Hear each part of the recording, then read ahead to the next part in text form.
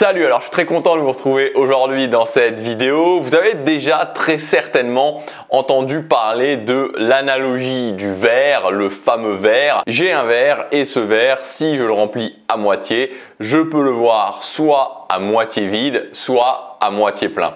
Vous avez aussi très certainement déjà entendu parler de l'analogie des lunettes et que la façon dont je voyais la réalité, c'était comme des lunettes que je mettais sur ma tête et donc que ces lunettes, elles peuvent être teintées de différentes couleurs et je peux voir la réalité en plus ou moins clair ou en plus ou moins foncé. Tout ça était avant tout une question de choix, avant tout une question de perception et c'est moi qui choisis ma vision. Et pourtant, malgré ça, malgré cette phrase du verre ou cette phrase des lunettes que vous avez peut-être déjà entendue des fois, au final, quand vous regardez les choses, quand vous regardez votre vie, quand vous regardez la situation autour de vous, vous voyez les choses d'une façon négative et voilà, qu'on vous dise que tu dois voir le verre à moitié plein ne change pas les choses, vous voyez quand même les choses d'une façon assez négative. Vous avez cette sensation de voir plus les problèmes que les solutions, plus le côté négatif que le côté positif dans ce qui peut vous arriver. Et les gourous du bonheur, les coachs bonheur vont pouvoir vous dire que vous devez voir le côté positif des choses, il faut se concentrer sur les bonnes choses qui vous arrivent, que le bonheur est à votre portée, que c'est peut-être pas si difficile que ce que vous pensez. Il n'y a rien qui y fait. Vous voyez quand même les choses d'une façon négative et il y a cette sensation de négativité qui est là autour de vous. Alors, ce que vous allez avoir à faire déjà dès maintenant dans cette vidéo, c'est de faire un choix. Si vous voulez continuer à penser que vous devez avoir de la gratitude parce que le ciel est bleu, parce que les oiseaux volent dans le ciel, parce que les insectes bourdonnent et que la terre tourne autour du soleil, vous pouvez. Si vous voulez continuer à penser que ça va vous permettre de sortir du négatif, vous pouvez. Moi, de mon point de vue, ça ne fonctionne pas. Dans cette vidéo, je vais vous donner plusieurs conseils qui, selon moi, vont vous permettre réellement une bonne fois pour toutes, de sortir du négatif. La première clé, c'est que l'inertie mène à la négativité. Il y a deux états dans la vie, l'état où je suis dans le mouvement ou l'état où je suis dans l'inertie. Le mouvement, c'est quand je fais les choses qui sont importantes pour moi. C'est-à-dire que quand au quotidien, je peux me dire oui, j'avance vers les choses qui ont de l'importance pour moi, vers les choses qui sont là dans mon cœur où je sens que c'est important pour moi. Ces choses où à la fin de l'année, je pourrais être fier de moi, à la fin de ma vie, je pourrais me dire oui, j'ai eu le courage de faire ces choses-là. Ça, c'est des choses importantes. Et puis d'un autre côté, vous avez l'inertie. Alors l'inertie, c'est pas de rester allongé, de vautrer sur son canapé ou allongé sur un lit pendant toute la journée. L'inertie, c'est pas ça. L'inertie, c'est simplement d'avoir un mode de vie semi-automatique où j'ai un boulot qui me convient pas, j'ai une relation de couple qui me convient pas vraiment, je suis à un endroit qui me convient pas, avec un cercle social qui me convient pas. Je sais que toutes ces choses-là ne me conviennent pas, mais pourtant je ne fais rien pour les changer. Je reste dans ce mode de vie semi-automatique. Ça, c'est l'inertie. C'est-à-dire que je n'avance pas vers les choses qui ont réellement de l'importance pour moi. À partir du moment où vous êtes dans l'inertie, c'est forcé de voir les choses de façon négative. C'est-à-dire que c'est pas possible. Les gens qui disent par exemple, oui, si tu as un boulot qui te convient pas, si tu as une relation de couple qui te convient pas, si tu as un endroit, si tu vis à un endroit qui te convient pas, avec un cercle social qui ne convient pas, tu peux voir les choses du bon côté. Non, ça ne fonctionne pas comme ça. C'est-à-dire qu'il faut se mettre dans le mouvement. Il faut commencer à changer les choses. Donc mettez-vous dans le mouvement et vous allez voir que petit à petit, le négatif va se dissiper. Le deuxième point, c'est que vous n'êtes pas une victime. Quand vous avez un problème dans votre vie, quand vous avez une difficulté dans votre vie, quand vous avez quelque chose que vous avez du mal à passer, on pourrait penser que la personne qui arrive et qui vous tape comme ça amicalement sur l'épaule et qui vous dit allez, de toute façon, c'est pas de ta faute, c'est pas de ta faute. On pourrait penser que cette personne-là, ce qu'elle fait, c'est assez cool. Mais en fait, c'est pas cool du tout. Ce n'est pas cool du tout. Cette personne-là ou ces personnes-là ne vous rendent absolument pas service. Parce que à partir du moment où on vous dit ok, c'est pas de ta faute, à partir du moment où on vous dit par rapport à une difficulté, tu n'y peux rien, qu'est-ce qui se passe? Ça veut dire que vous devenez une victime. Ça veut dire que vous devenez quelqu'un qui n'a pas le contrôle sur la situation. Vous ne pouvez rien faire par rapport à cette situation. Vous êtes obligé de subir cette situation. Et à partir du moment où vous êtes obligé de subir une situation, qu'est-ce que ça veut dire? Ça veut dire que vous êtes dans l'inertie et donc ça veut dire que vous êtes dans la frustration et ça veut donc dire que vous êtes dans la négativité.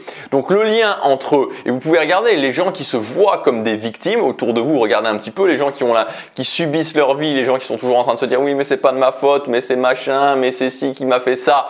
Ces gens-là sont toujours des gens négatifs parce que être une victime, c'est un lien direct vers la négativité. Victime, inertie, frustration, négativité. Donc, vous n'êtes pas une victime, vous avez le contrôle sur les choses. On a toujours le contrôle sur les choses. C'est-à-dire que même s'il y a plein de choses qui nous arrivent et qu'il y a des événements qu'on est obligé de subir, il y a toujours des angles, des petites choses sur lesquelles on peut se concentrer, on peut mettre en place des actions qui vont nous permettre de nous remettre dans le mouvement et donc de sortir de la négativité. Le troisième point, c'est que s'il y a une situation où vraiment ça vous fait vraiment voir les choses d'une façon très négative, c'est peut-être un signe justement que cette négativité est un message pour vous, pour le fait de changer la situation. C'est-à-dire que effectivement, cette négativité que vous ressentez n'est pas quelque chose qu'il faut combattre, n'est pas quelque chose où il faut dire oui, je dois voir les choses d'une façon positive, non, mais tout simplement un signe qui vous indique que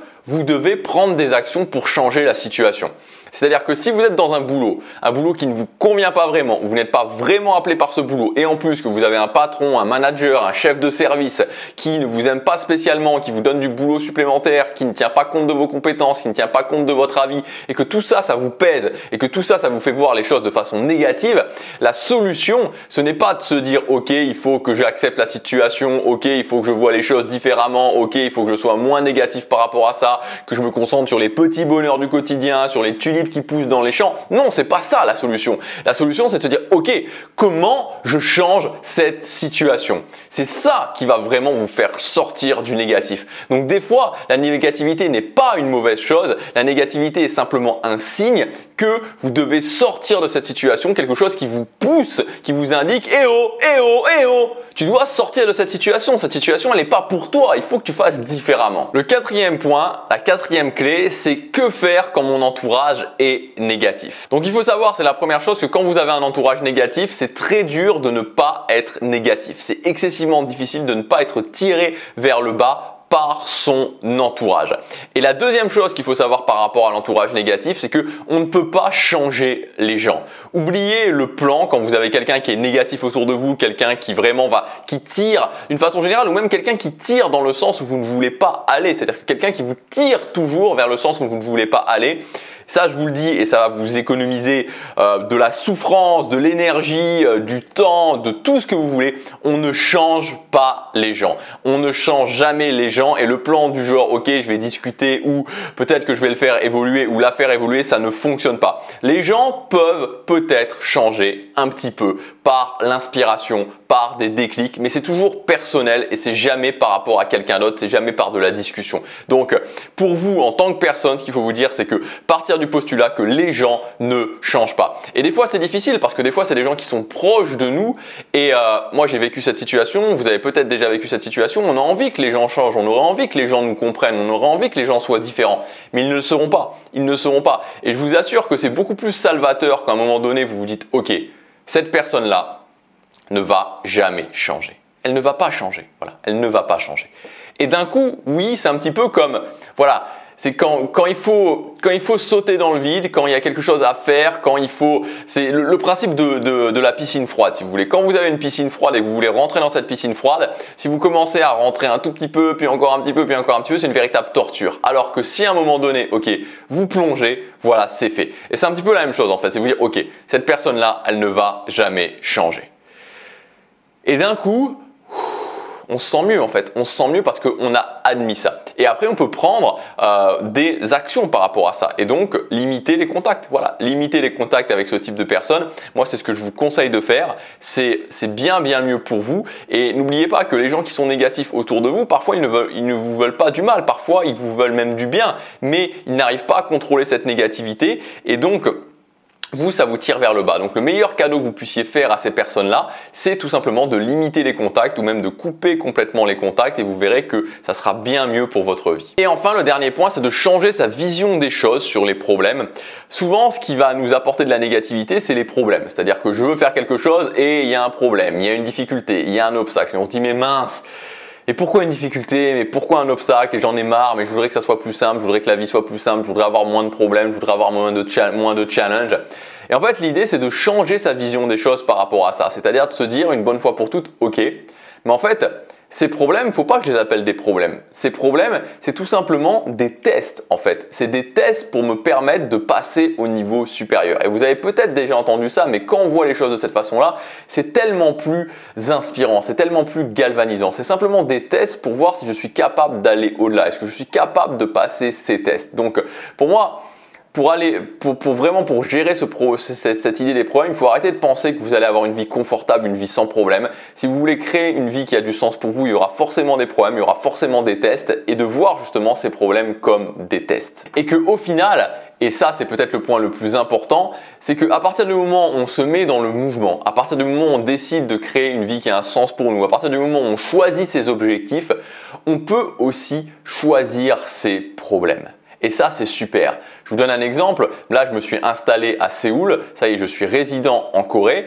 Et si vous voulez, j'ai eu tout un tas de problèmes pour passer du moment où je vivais en Europe au moment où je vivais en Corée, mais j'avais choisi ces problèmes. C'était des problèmes que j'avais choisis parce que c'était pour un objectif qui m'appelait, parce que c'était pour une vision des choses dans ma vie qui m'appelait. Donc vous allez de toute façon avoir votre lot de problèmes parce que la vie n'est que changement et vous avez un choix à faire entre est-ce que je reste dans l'inertie et donc on va m'amener tout un lot de problèmes que j'ai pas envie de résoudre et qui me mènent absolument pas à ce que j'ai envie de faire, ou alors de vous dire ok, je me fixe un cap, je me fixe un objectif, je me dirige vers ce cap, je me dirige vers cette vision, je vais avoir des problèmes, c'est certain, mais, et ça c'est quelque chose de très important, j'ai choisi ces problèmes.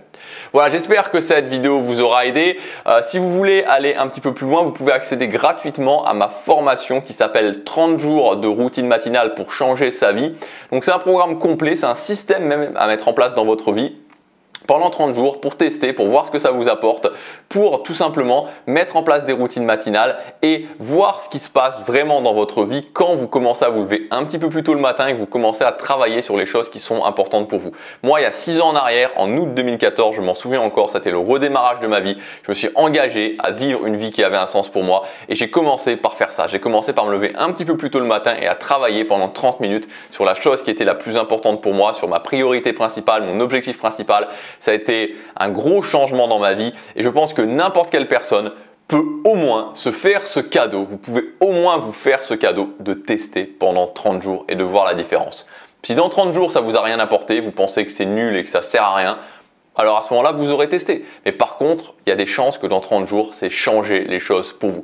Voilà, donc cette formation, elle est 100% gratuite. Vous y accédez en cliquant sur le lien. Il y a tout qui est expliqué pour débloquer l'accès à votre espace membre gratuitement. Moi, je vous retrouve demain pour la prochaine vidéo et à tout de suite dans la formation. On va commencer la routine matinale. À tout de suite, chaque jour compte.